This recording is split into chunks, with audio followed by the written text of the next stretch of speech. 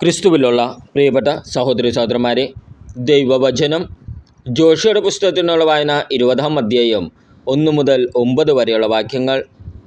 അഭയനഗരങ്ങൾ. കർത്താവ് ജോഷുവയോട് അരുളി ചെയ്തു, ഇസ്രായേൽ ജനത്തോട് പറയുക, ഞാൻ മോശയോട് കൽപ്പിച്ചതുപോലെ സങ്കേത നഗരങ്ങൾ നിർമ്മിക്കുവിൻ. ആരെങ്കിലും അബ്ദവശാൽ ആരെയെങ്കിലും കൊല്ലാൻ ഇടയായാൽ അവന് അഭയം തേടാൻ വേണ്ടിയാണിത്. രക്തത്തിന് പ്രതികാരം ചെയ്യുന്നവരിൽ നിന്ന് രക്ഷപ്പെടാനുള്ള സങ്കേതമായിരിക്കും അവ. കുറ്റക്കാരൻ ഇവയിൽ ഏതെങ്കിലും നഗരത്തിലേക്ക് ഓടി കവാടത്തിൽ നിന്ന് അവിടുത്തെ ശ്രേഷ്ഠന്മാരോട് തൻ്റെ കാര്യം വിവരിച്ചു പറയണം. അപ്പോൾ അവർ അവന് വസിക്കാൻ പട്ടണത്തിൽ ഒരു സ്ഥലം നൽകണം. അവൻ അവരോടുകൂടി വസിക്കട്ടെ. രക്തത്തിന് പ്രതികാരം ചെയ്യുന്നവൻ പിന്തുടർന്ന് വന്നാൽ അവർ അഭയാർത്ഥിയെ അവൻ്റെ കൈകളിൽ ഏൽപ്പിക്കരുത്. അവൻ ശത്രുതയില്ലാതെ അബ്ദത്തലാണല്ലോ അവൻ വധം നടത്തിയത്. പ്രധാന പുരോഹിതൻ മരിക്കുന്നതുവരെയോ താൻ സമൂഹ സമക്ഷം വിധിക്കപ്പെടുന്നതുവരെയോ അവൻ ആ പട്ടണത്തിൽ താമസിക്കട്ടെ.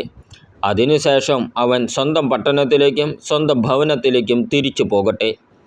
നഫ്താലിയുടെ മലമ്പ്രദേശത്തുള്ള ഗലീലയിലെ കേദേശ്, എഫ്രായിം മലമ്പ്രദേശത്തുള്ള ഷെക്കേം, യൂദയായിലെ മലമ്പ്രദേശത്തുള്ള കിരിയാത്ത് അർബ, ഹെബ്രോൻ എന്നീ പട്ടണങ്ങൾ അവർ അഭയനഗരങ്ങളാക്കി.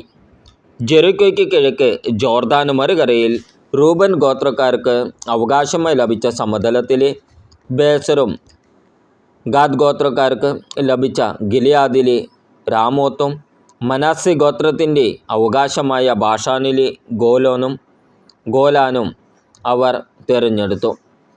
അബ്ദവശാൽ ആരെങ്കിലും ഒരാളെ കൊന്നാൽ ഓടി രക്ഷപ്പെടുന്നതിനും സമൂഹ സമക്ഷം വിചാരണ ചെയ്യുന്നതുവരെ രക്തപ്രതികാരൻ്റെ കരങ്ങളാൽ വധിക്കപ്പെടാതിരിക്കുന്നതിനും വേണ്ടി ഇസ്രായേൽ ജനത്തിനും അവർക്കുമിടയിൽ വസിക്കുന്ന പരദേശികൾക്കുമായി നീക്കിവെച്ച പട്ടണങ്ങളാണിവ.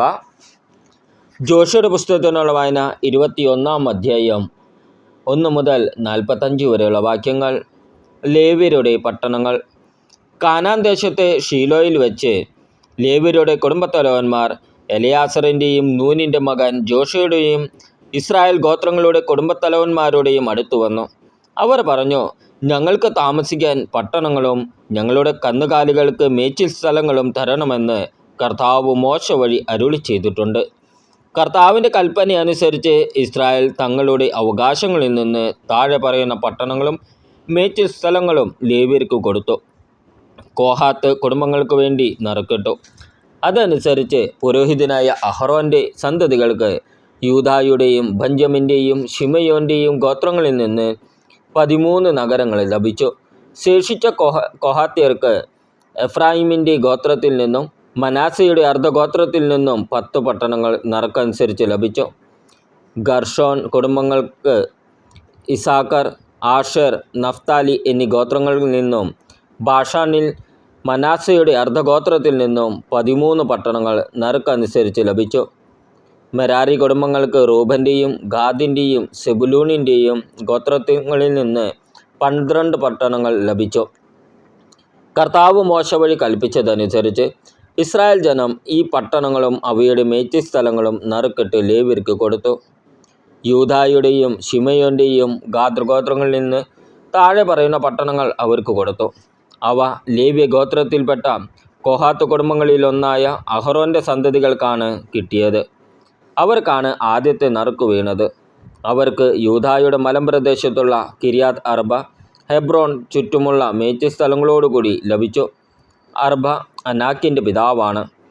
എന്നാൽ പട്ടണത്തിലെ വയലുകളും അതിൻ്റെ ഗ്രാമങ്ങളും യഫുന്നയുടെ മകനായ കാലബിനാണ് അവകാശമായി കൊടുത്തത്. പുരോഹിതനായ അഹറോൻ്റെ സന്തതികൾക്ക് കൊടുത്ത സ്ഥലങ്ങൾ താഴെ പറയുന്നവയാണ്: അഭയനഗരമായ ഹെബ്രോൻ, ലിബ്ന, യത്തീർ, എഷംതെമോവ, ഹോലോൻ, ദബീർ, ആയിൻ, യൂത്ത, ബത്ഷമേഷ് എന്നീ പട്ടണങ്ങളും അവയുടെ മേച്ചിൽ സ്ഥലങ്ങളും. അങ്ങനെ ആ 2 ഗോത്രങ്ങളിൽ നിന്ന് 9 പട്ടണങ്ങൾ.